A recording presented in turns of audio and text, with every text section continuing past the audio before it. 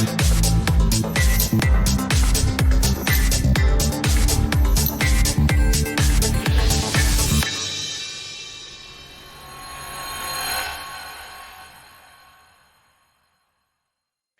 everyone, welcome to my show, From Stuck to Unstoppable, how divorce can be the catalyst for the most extraordinary chapter in your life. Learn how 21 mindset experts can help you shift, thrive, and create the life of your dreams. Now, this is not limited only to women who are experiencing divorce or separation.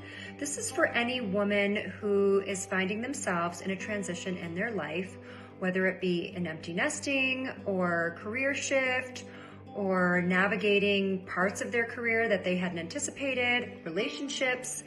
Gosh, there's a myriad of things that one could be in transition with. It could simply be that you've woken up one morning and realized that this is not exactly the life that you had in mind. That's very real, and I feel like that's happening a lot these days. So this show and summit is for you. I have curated a handful of wonderful mindset specialists, casting a wide net of expertise from health, wealth, marriage, divorce, relationships, financial, grief, all sorts of things that will help you navigate your way into living the best version of yourself in your life. So stay tuned as we trickle out 21 experts over the next 21 days to help inspire and empower and help you realize that everything you need is exactly inside of you where it's always been. So join me on this little adventure, and I look forward to seeing you. Thanks so much.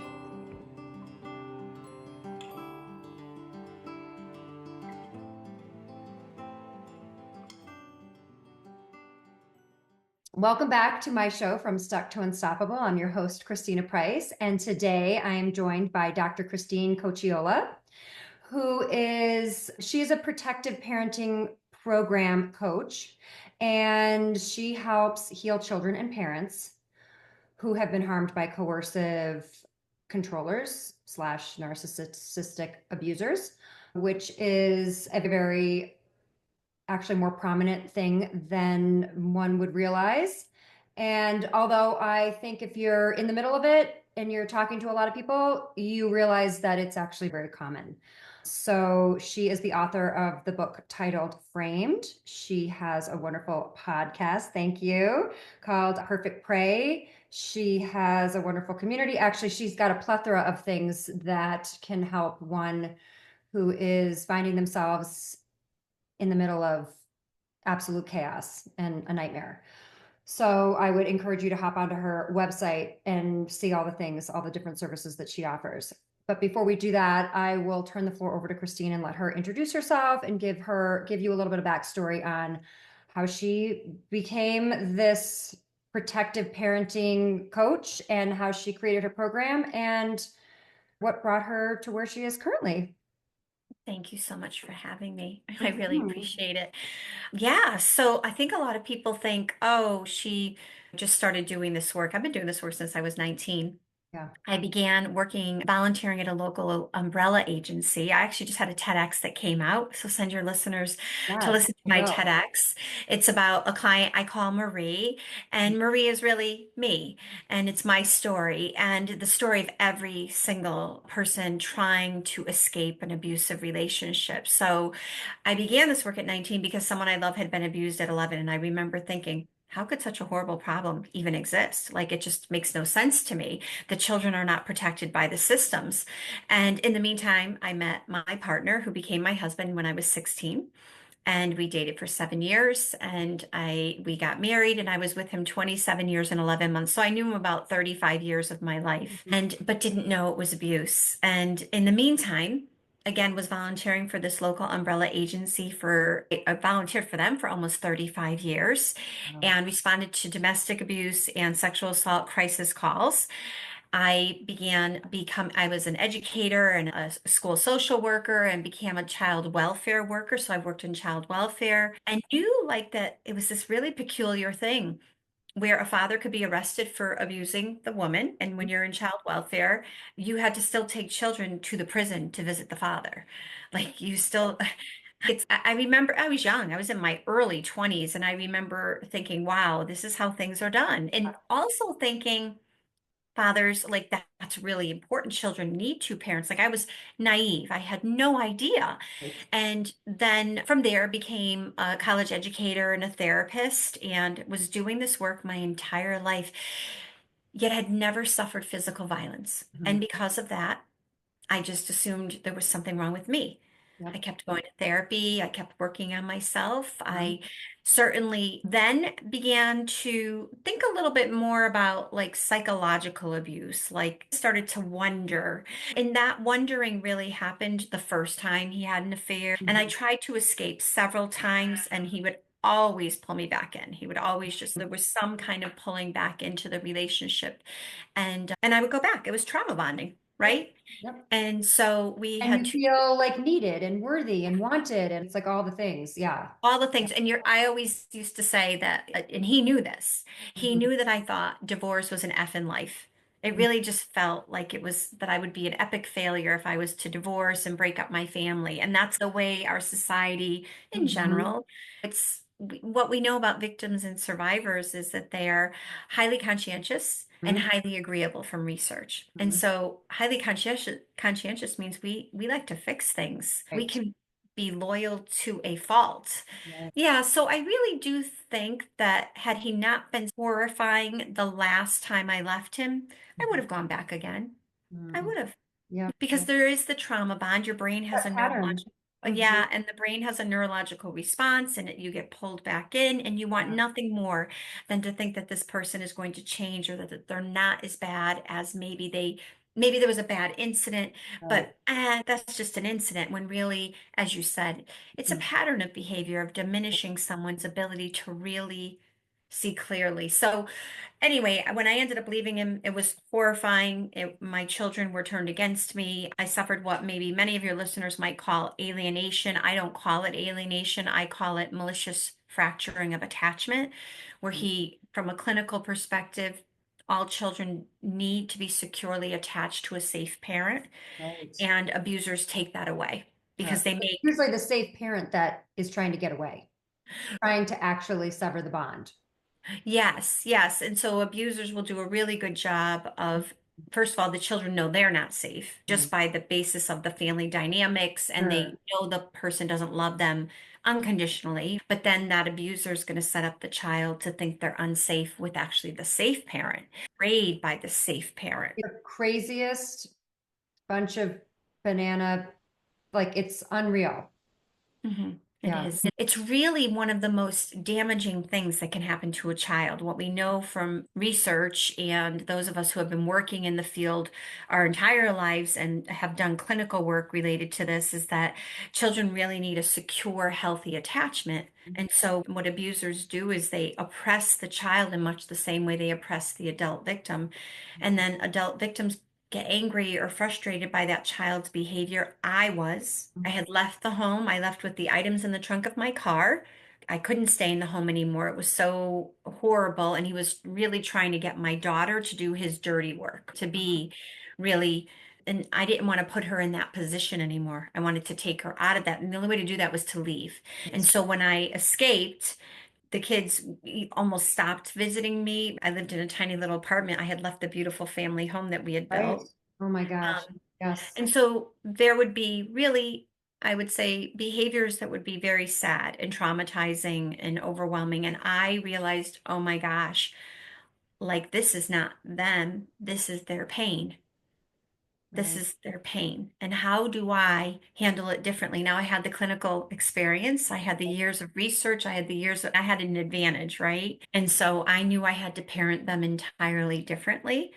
And in that, I went on for my doctorate in clinical social work and worked under Dr. Evan Stark, who is the propeller of the term coercive control, and really just did tons of research on the experiences of children and then used my clinical expertise to understand how to intervene and created, as you started the show off with, or this session off with, is the protective parenting program, where I actually You hear people say, I need my kid to go to therapy so that they could actually get help for all that's going on. That's because that's the first thing, that's like the only thing people know exists is Right. traditional therapy. Yeah.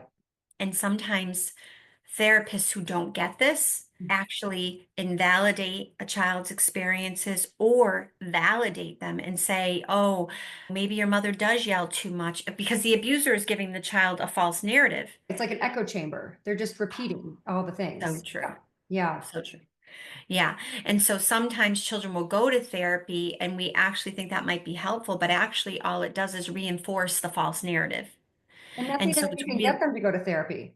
And so when I have moms say to me, I can't get my kid to go to therapy, I'm like, it's really not a bad thing, honestly, Yeah. unless like you literally know. When I train, one of the other things that I do is I've created the Course of Control Consulting Institute, where I'm training therapists, attorneys, court Mhm. professionals, and coaches on the best practices for these circumstances. I have a 14-hour training. And because there's not enough people out there who Right. actually get it. Right. Yeah. Yes. Yeah. And it's so sneaky and it's so hard to because it jumbles up your brain and because your brain has been actually like changed and rewired over the course of the years and decades.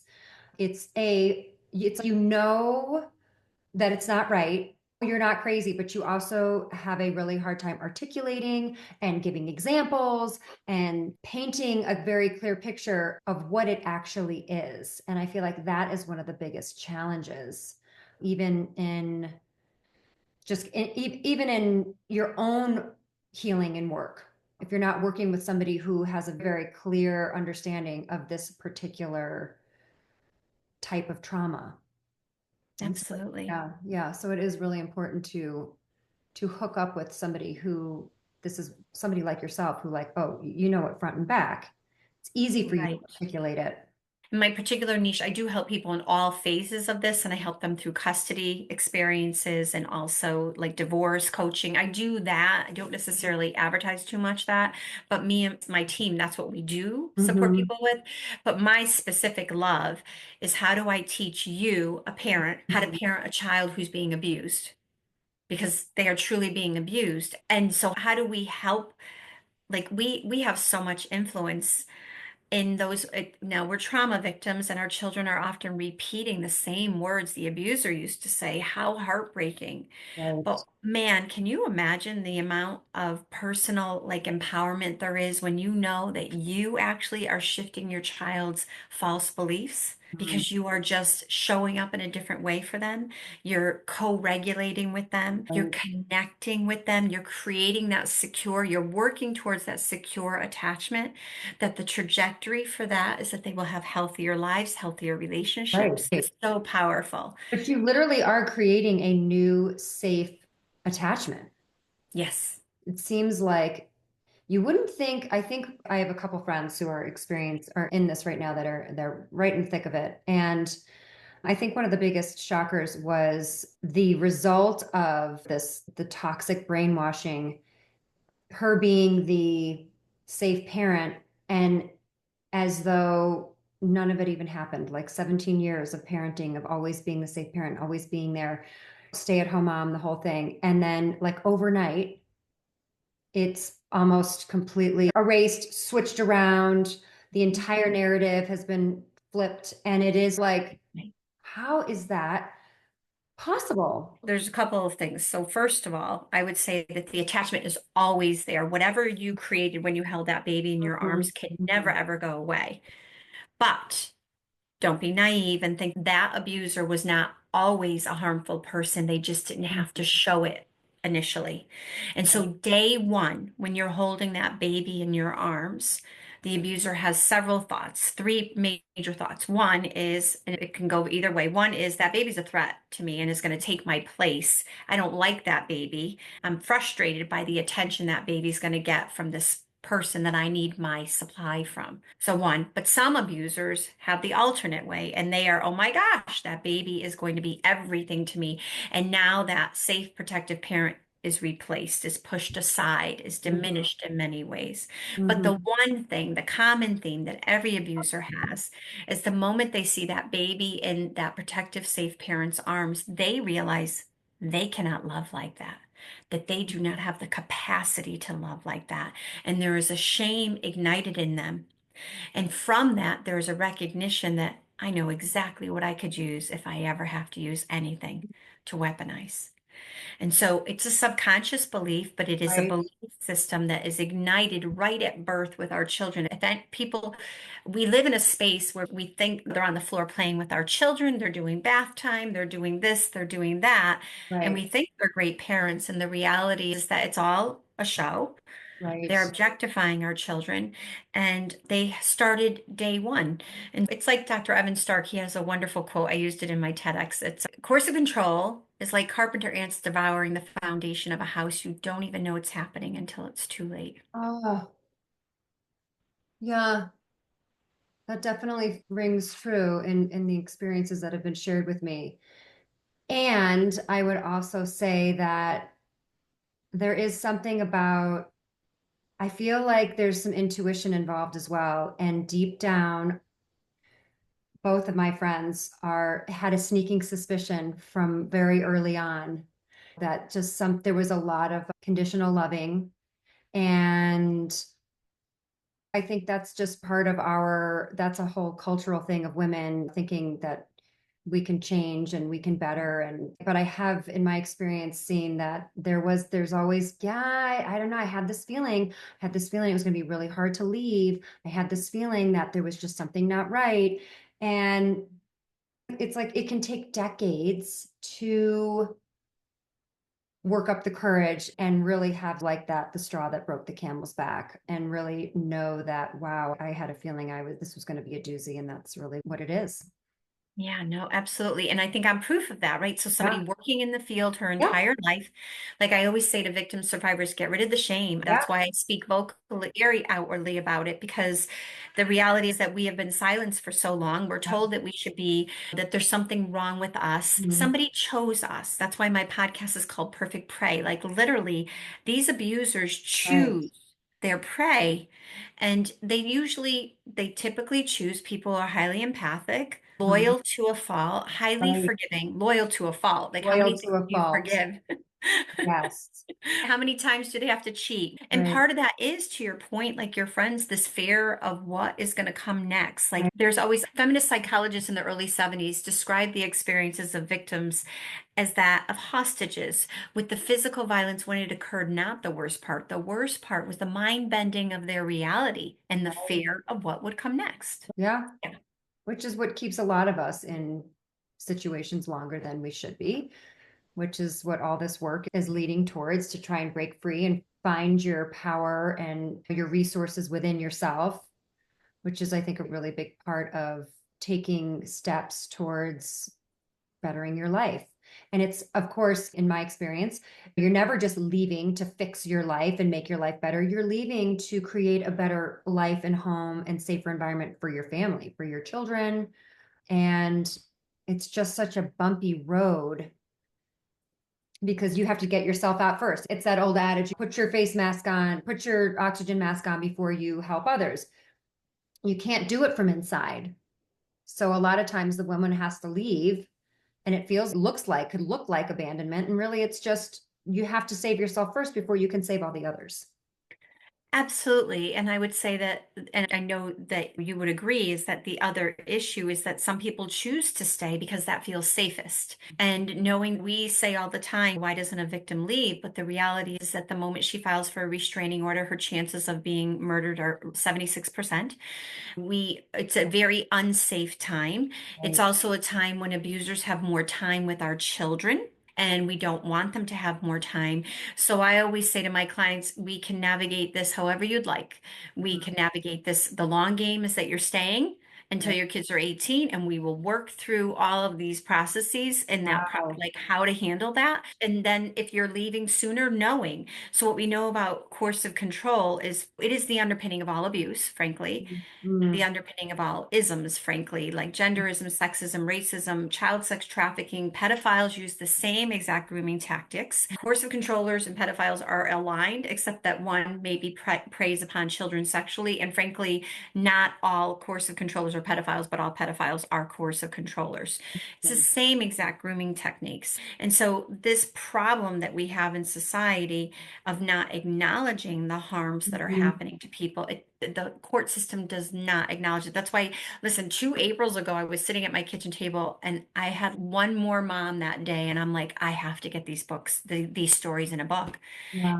It's an epidemic. It's It's an like, epidemic. and so for your listeners, no judgment if you stay.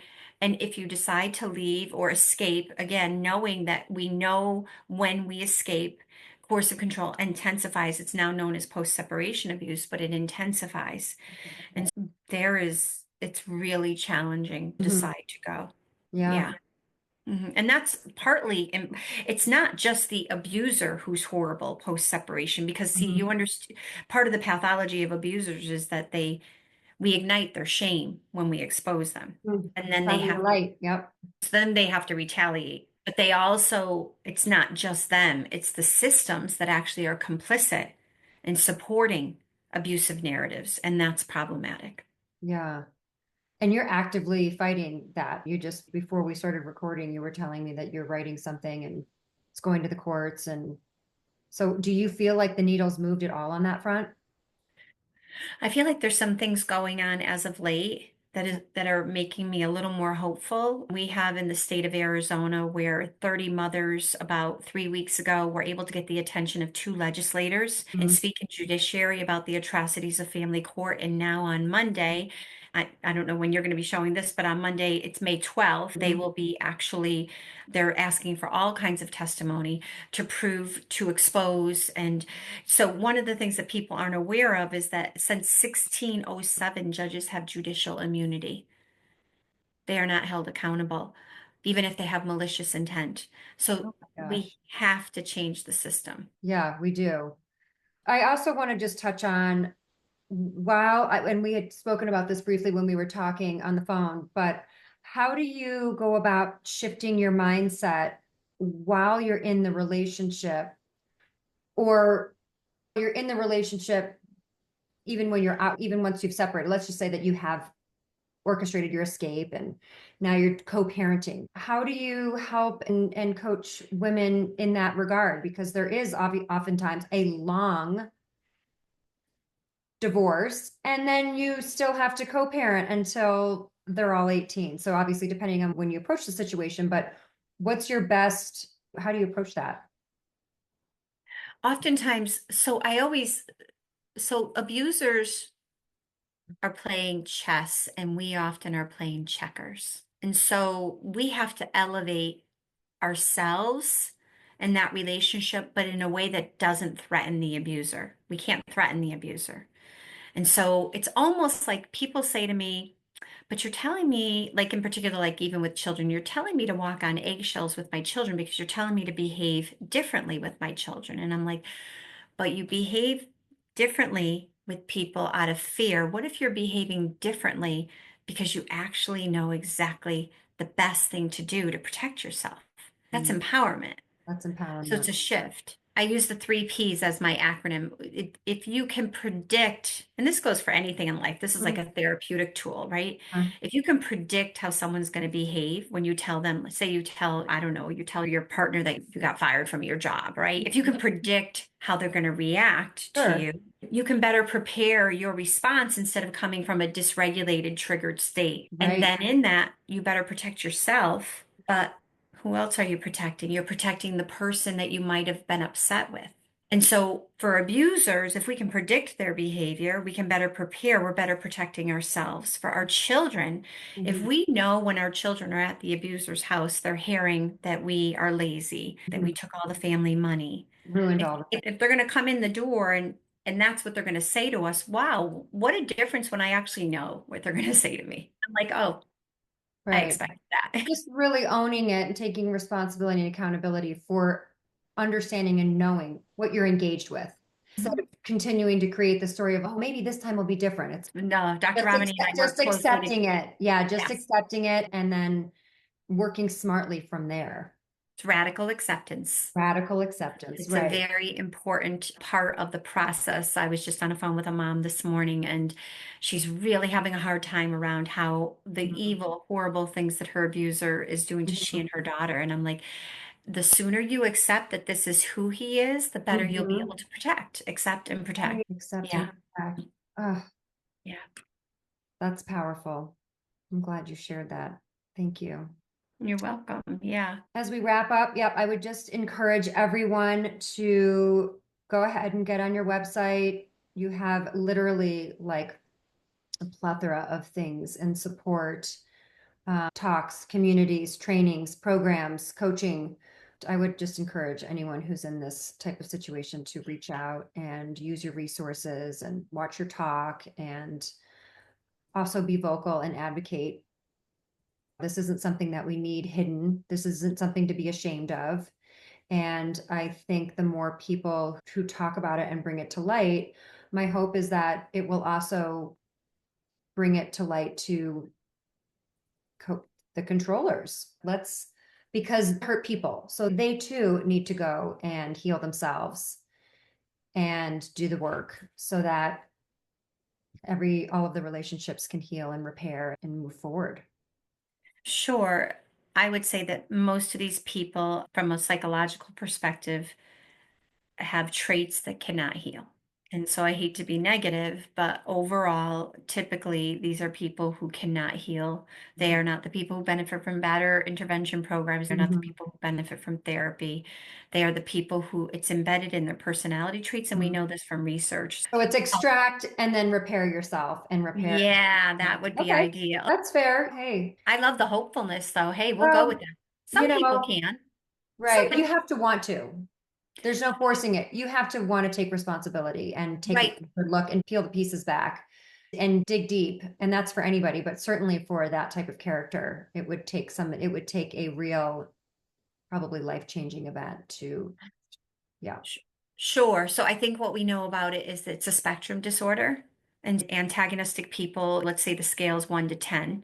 Most of the people that I deal with are dealing with nines and tens. They are horrific, sadistic Wow. people that are really very harmful. Can a 3 or 4 change? Yeah, but most of the people listening to this are not dealing with a 3 or 4 because they wouldn't Right. even be really bothered too much by a 3 or 4. Yeah. Okay. It's good to know what the realities are. Radical acceptance. Radical acceptance. You Okay. know, We'll leave it at that then. Okay. I appreciate that.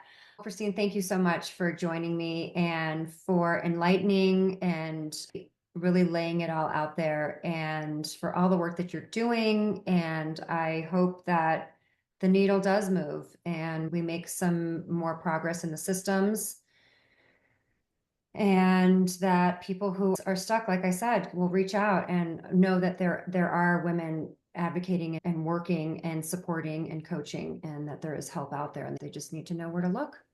absolutely. Thank you so much for doing this summit. It's amazing. So, You're welcome. All right, we'll talk soon. okay. All right, thank you.